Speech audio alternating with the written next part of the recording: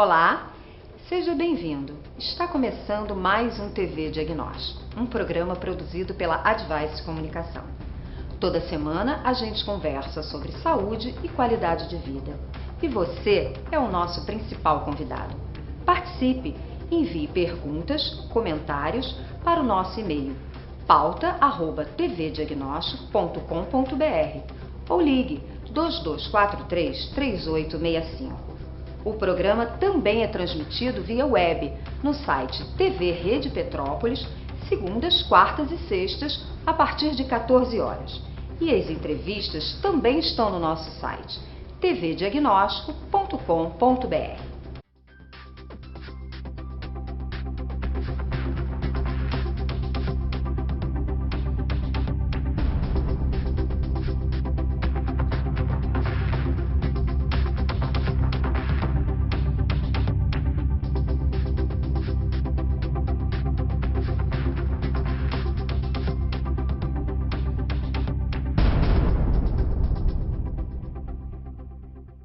Todos nós já ouvimos falar sobre gripe aviária, gripe suína e viroses.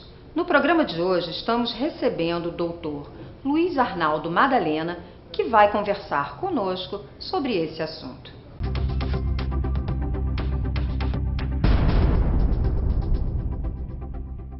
Dr. Luiz, do que trata o infectologista? O que a gente conhece e o que a gente não conhece sobre infecções?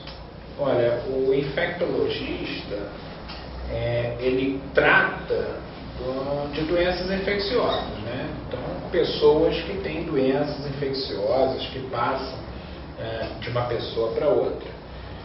São exemplos clássicos de doenças infecciosas: AIDS, tuberculose. Então, o infectologista cuida de AIDS, pacientes com AIDS, com tuberculose, com hepatite B, hepatite C, leptospirose, sífilis, doenças sexualmente transmissíveis. Então, basicamente é o que trata o infectologista. Então, é uma área na medicina que cuida das doenças infecciosas, das infecções que a pessoa apresenta. E quais são as portas de entrada para essas infecções? Existem vários tipos de infecções, né? Cada um tipo de transmissão, um modo de transmissão. Então, assim, a gente tem a via sexual, não é? Exemplo, AIDS, hepatite B, por exemplo. A gente tem aquelas infecções onde a contaminação é pela boca, não é? Diarreia, né? Diarreias infecciosas, rotavírus, gastroenterite de uma maneira geral. A gente tem também as infecções onde a contaminação é pelo nariz, ou seja, quando a gente pela respiração, ou seja, exemplo é a tuberculose, a gripe, não é? E a gente tem as infecções onde a contaminação é por contato. A gente toca na pessoa com infecção e adquire infecção, por exemplo, herpes, não é? E as doenças sexualmente transmissíveis, ou seja, através da relação sexual sem preservativo. Então, basicamente, são as principais portas de entrada para o agente infeccioso no nosso organismo. E as doenças podem, então, pegar qualquer pessoa? Qualquer pessoa pode adquirir uma doença infecciosa desde que não esteja protegida, ou seja, imunizada, né? Tem uma faixa etária em que a pessoa se exponha mais, que ela fique mais vulnerável a pegar uma infecção? Normalmente os pacientes mais jovens, os recém-nascidos, as crianças e os idosos, né, os extremos de idade, ou seja, crianças e idosos, estão mais propensos a desenvolver quadros infecciosos por dificuldade na imunidade, ou seja, imunidade baixa, né? Então, são basicamente as infecções ocorrem mais nesses pacientes, além dos pacientes que já têm doenças de base, que diminuem a imunidade.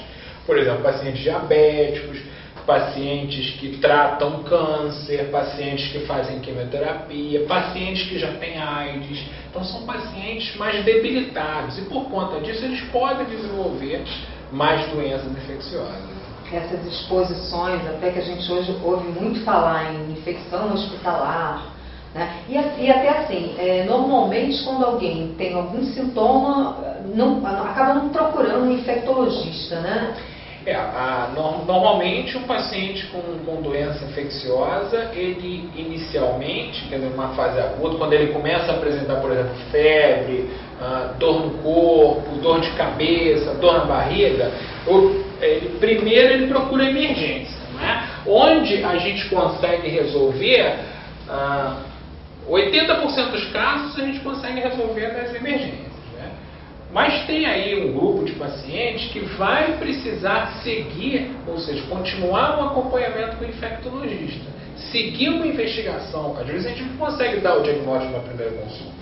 E aí o paciente persiste com febre, uma febre prolongada que dura 1, 2 meses, emagrecimento, ou seja, aqueles quadros mais graves, esses vão para o infectologista. Ou no caso de uma infecção hospitalar. Nós, infectologistas, vamos conduzir esses casos. A gente acaba investigando esses casos e ajudando o colega a fechar esse diagnóstico, a montar esse quebra-cabeças. Assim, o doutor falou em questões de sintomas, né? E em questões que são assintomáticas. Eu já ouvi numa entrevista uma pessoa comentando que assim, ele não apresenta nenhum sintoma, febre, que são esses que normalmente sinalizam, né, uma infecção. Nem toda doença infecciosa apresenta febre. Então, não significa dizer que se você tem uma infecção, obrigatoriamente você vai ter febre. Não. Existem algumas doenças infecciosas que são arrastadas, são doenças crônicas, ou seja, o agente infeccioso permanece no organismo da pessoa durante vários anos sem que essa pessoa apresente sintomas. Grande exemplo, hepatite C, hepatite B. Então, às vezes a pessoa pode ter esse vírus adquirido em uma transfusão de sangue, enfim, e só desenvolver sintomas dali a 20 anos, 30 anos após a contaminação. Então, existem realmente alguns agentes infecciosos que têm uma evolução mais arrastada e que esse paciente não apresenta sintomas, né? Quer dizer, esses agentes não geram sintomas numa fase inicial, ou seja, não cursam com febre, dor no corpo, né? Que é tudo que a gente está acostumado a ver na prática. E falou em hepatite B, né? Os casos de hepatite, eles até falou que fica, como é que sou reproduzir para mim? Pode desenvolver só lá na frente, pode ter o vírus durante um período e depois desenvolver a doença. A gente vai citar, são 3 tipos basicamente de hepatites aqui na região sudeste. Vamos dizer assim, hepatite A é aquela hepatite que quase todo mundo já teve, aquela hepatite que fica com o olho amarelo, fazendo xixi muito escuro, não é? Que, enfim, tem que fazer repouso, aquela hepatite transmitida pela água contaminada. Essa hepatite ela gera sintomas na fase inicial, grande parte das vezes. Agora, existem 2 outros vírus, né? Vírus B, vírus da hepatite B e vírus da hepatite C. Esses são vírus mais arrastados, ou seja, são infecções mais crônicas, de evolução arrastada. A pessoa adquire o vírus, se contamina e numa fase inicial ele não apresenta sintomas, como é a hepatite A, o olho não fica amarelo.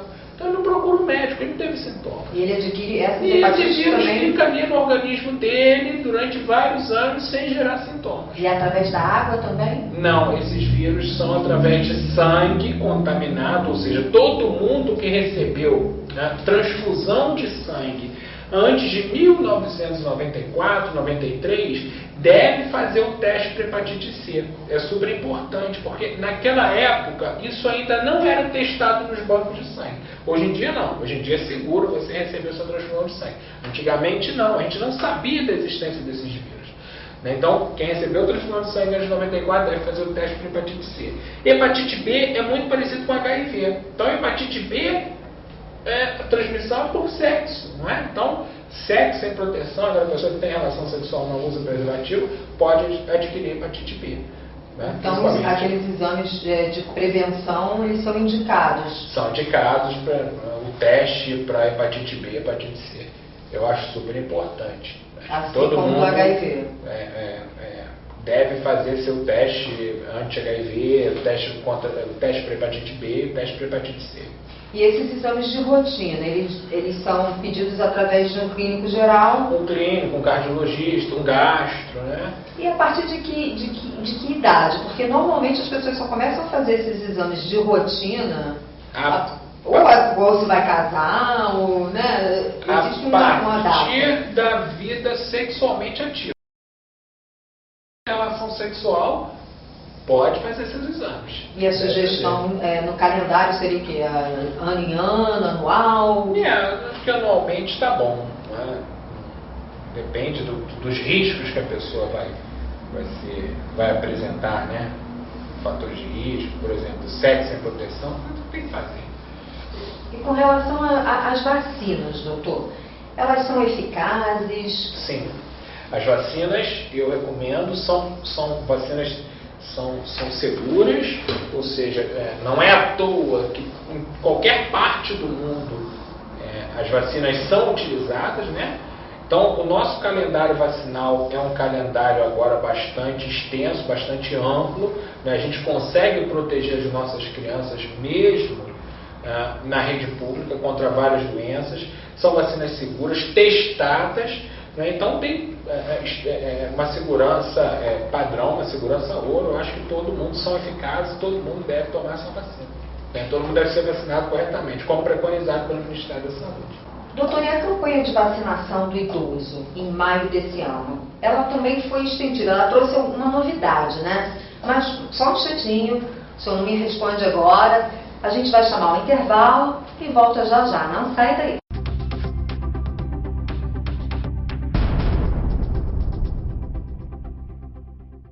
Voltamos com o doutor Luiz Arnaldo Magalhães.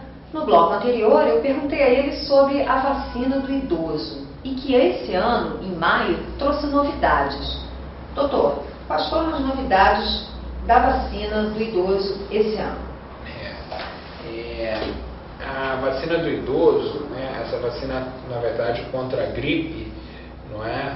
Em termos de novidade, eu acho que é a maior campanha de divulgação, né, um incentivo a todas as pessoas idosas realmente tomarem essa vacina, né, super importante, né? E essa vacina, na verdade, todo ano ela é modificada, né? Então essa vacina, a vacina que vai estar aqui ano que vem não vai ser a mesma desse ano. Então sempre ocorrem modificações na composição da vacina porque o vírus muda. O vírus vai sendo modificado, o vírus vai sendo alterado, sofrendo mutações, então a gente também tem que mudar a composição da vacina, né? Mas em termos de extensão, na minha opinião, foi a maior novidade. Houve a vacinação de crianças também? Sim, crianças e pacientes com fatores de risco, pacientes que têm doenças crônicas, pacientes diabéticos, pacientes que têm doenças do coração, pacientes com insuficiência renal, pacientes com doença hepática, né? Os profissionais de saúde. Então, todos esses foram contemplados com a vacina, né, contra a gripe.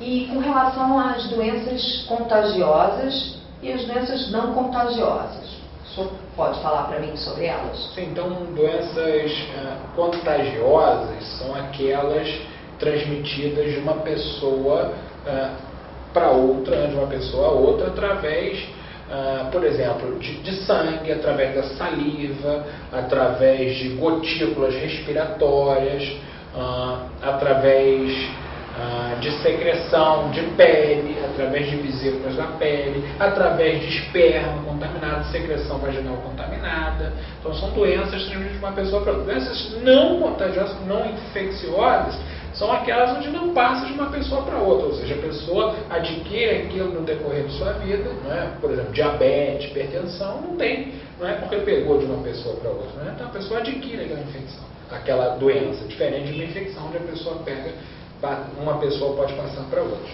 E assim, no caso de contagiosa, quando é necessário o caso de isolamento de um paciente? Sim, aquelas doenças infecciosas, né, aqueles agentes infecciosos que são transmitidos facilmente pelo ar, enfim, esses precisam permanecer em isolamento enquanto recebem o tratamento. Exemplo, meningite, meningocócica, todo mundo já ouviu falar, tuberculose também é um grande exemplo, né? e varicela. Então, esses pacientes eles devem permanecer em isolamento, em precauções, para evitar que transmitam a doença a outras pessoas, a infecção para outras pessoas, né? Tuberculose é super importante. Esse paciente, quando hospitalizado, ele deve permanecer em quarto privativo, isolado, tem todo um preparo para evitar que ele transmita essa doença para os familiares, para os profissionais de saúde, né? No caso de hospital. Mas em casa, assim, também tem casos do isolamento que a pessoa não pode sair de casa. Sim, é que a gente chama de quarentena, ele deve permanecer lá. A gripe é um grande exemplo. Uma pessoa gripada, ela pode transmitir a infecção, o vírus, em até 5 dias após o início dos sintomas. Então, nesse período, 3, 5 dias. Então, nesse período, ele deve permanecer em casa. Porque é um vírus de transmissão muito fácil. Então, se ele fica no meio da multidão, no seu trabalho, no seu colégio, na sua faculdade, enfim, ele está transmitindo esse vírus a outras pessoas, né? Então, gripe, tuberculose, e esses pacientes habitualmente são afastados do seu trabalho até a resolução da sua infecção. E assim, o isolamento de casa, quando a pessoa, né, numa família de 4, 5 pessoas, esse isolamento Não, um quarto arejado, janelas abertas, sol, isso é importante, não tem como a gente realmente garantir um isolamento 100% seguro em casa, não é? Mas se a gente tiver um ambiente bem ventilado, arejado, ensolarado, a gente consegue resolver grande parte do problema. Mas a gente nem pode divulgar assim que essa gripe tem que deixar as pessoas 3, 4 dias em casa. Preferencialmente. Mas Gripe é gripe. Gripe é gripe. Vitamina C e cama. Então, doutor, E bastante água. Eu tenho uma curiosidade aqui, né? Que em 2014 o Brasil vai receber por terra e por mar um volume de pessoas assim enorme. E assim, qual é a sua expectativa com relação a esse momento de tantas pessoas, de tantos lugares, né? Essas transmissões aí, como é que vai ser essa troca? A expectativa é a melhor possível, né? Eu acho que o Brasil está preparado, não é? Vai estar mais ainda, não é? Na época de Copa do Mundo, da Olimpíada, né? O Rio de Janeiro tem vários hospitais que são referência para doenças infecciosas, não é? Hospitais de ponta. Então a gente está preparado, minha expectativa é a melhor possível. E espero que até lá não surja nenhum vírus aí que possa comprometer esses eventos, né? Como foi há um tempo atrás com H1N1. Mas eu tenho certeza que estaremos preparados sim. Mas até no número de infectologistas nós estamos também. Sim, temos várias escolas aqui no estado do Rio e vários hospitais hospitais universitários. A gente tem boas referências para doenças infecciosas. Temos a Fiocruz, o Hospital do Estado, o ERJ, Pedro Ernesto. Isso até o Ministério da Saúde também estende para aeroportos, existe um... Sim, tem todo um cuidado, a gente já tem toda uma norma, tem toda uma vigilância em cima disso, né? Tem toda uma... Até porque a gente vai receber pessoas do mundo inteiro, né? Então, culturas diferentes, pessoas diferentes, infecções diferentes. Pois é. Né? Mas a gente está preparado. Até isso vai ser uma globalização, uma Sim. troca de vírus. É importante, faz parte, não tem como fugir. Eu acho que a gente tem que estar atento, ou seja, se na época qualquer pessoa que estiver aqui no país começar a apresentar febre, dor no corpo, qualquer sinal de doença infecciosa, ele vai saber direitinho onde procurar para ser atendido. Porque isso acaba gerando até para as pessoas ficarem tranquilas, né? É até importante, né, o que o doutor está comentando com a gente, porque quando chegam eventos, as pessoas já começam a se preocupar. E em qualquer assim, oportunidade que a pessoa ouve falar que tem um vírus, né, o Ministério imediatamente já entra com informações segurando um pouco essas notícias para que isso não vire uma epidemia, né, uma notícia ruim. Então, doutor, o que mais que o senhor tem a acrescentar? Em questão até de uso do álcool gel, eu também tenho uma curiosidade com relação a isso. Ele realmente funciona mais do que lavar as mãos? Não, o álcool gel, a lavagem das mãos, o álcool gel, a eficácia é a mesma. O que muda é o seguinte, você pode usar o álcool gel, né, diversas vezes, só não pode quando a mão apresentar sujeira visível. Então, se tiver com a mão sujeira visível, você não pode usar o álcool gel. Aí você tem que realmente lavar com água e sabão. Ao contrário, você pode usar o álcool gel. A proteção, a eficácia é a mesma. Tá? Protege sim, o álcool gel é uma boa alternativa. Andar na bolsa, né? Importantíssimo. Isso quando houve aquele surto, as pessoas se disciplinaram, né? Sim, deve continuar assim. Então, nós conversamos com o Dr. Luiz Arnaldo e ele nos passou dicas muito importantes e eu vou já deixar um convite para retornarmos, porque é de utilidade para todo mundo. As dicas foram muito importantes. Muito obrigada.